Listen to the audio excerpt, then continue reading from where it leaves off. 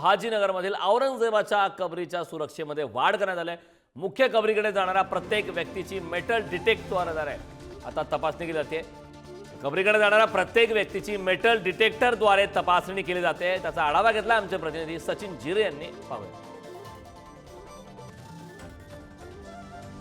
औरंगजेबाच्या कबरीच्या सुरक्षेत पुन्हा एकदा वाढ करण्यात आलेली आहे। येणाऱ्या प्रत्येकाची अशा पद्धतीने मेटल डिटेक्टरद्वारे तपासणी केली जात आहे। पोलीस प्रशासनाकडून ही खबरदारी घेण्यात आलेली आहे। जिल्हा प्रशासनाकडून आता ही खबरदारी घेण्यात आलेली आहे। पोलीस या प्रवेशद्वारावर तैनात करण्यात आलेले आहे। जाणाऱ्या प्रत्येक पर्यटकाची प्रत्येक व्यक्तीची अशा पद्धतीने तपासणी केली जात आहे।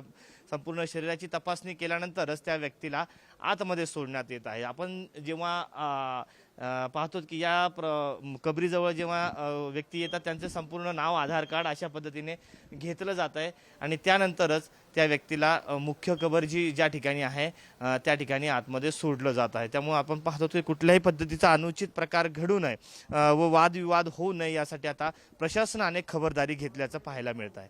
कॅमेरा पर्सन अमोल वाघुलेसह मी सचिन जिरे, पुढारी न्यूज, छत्रपती संभाजीनगर।